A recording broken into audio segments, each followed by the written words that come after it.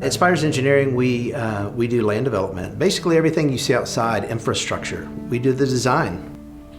Prior to 2015, when I joined C12, I was busy. Things were chaotic. I had work life, I had family life, I had church life. It seemed like it needed to be separate. That's traditionally how I had seen it done. And I had kind of plateaued in my personal development, personally, professionally, spiritually. And so consequently, I began to pray about it. One day, just out of the blue, I get a call. Buddies showed up here at the office. He told me about C12, and I was thinking, I really don't have time for this. A full day a month, it's like, I don't have time for that. But what I realized when I reflected on it was that was the answer to my prayer. It seemed like an opportunity to grow personally and in business. And until I met with the chair, and we started talking about eternal things and spiritual things and ministry and business, and the fact that, like, hey, you guys already have a great business, but what's the purpose of it? And that's when I really started realizing, wow, there's something that's more compelling than just running a great business, but we can do something so much greater that has eternal value. When I joined C12 in April of 2015, every time I showed up to a meeting, there were so many things to do, so many things that we were lacking. In 2017, for the first time, we met and we talked about strategic planning.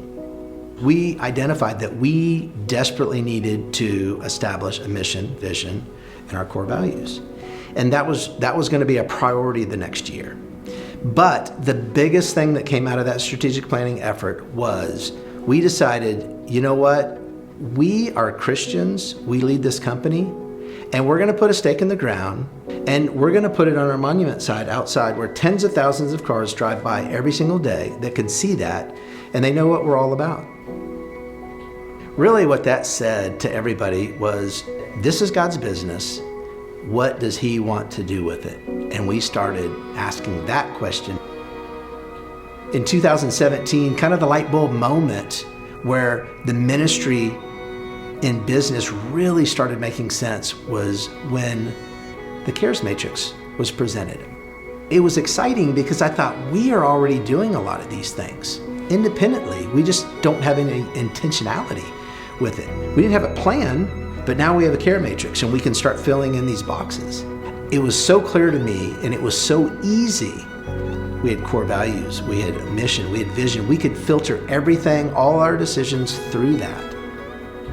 What we learned very quickly was the most important square on that grid is the physical employee. If you do not take great care of your employees, you will never have buy-in. And we didn't do it all at once. It was a slow process.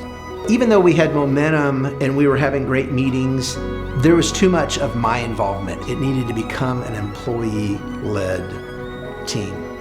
And it became so much better with less involvement from me and more involvement from the employees.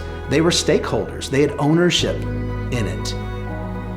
We had a great culture before we started ministry and business. It's just been enhanced with ministry and business. There's a greater purpose that we can all get behind.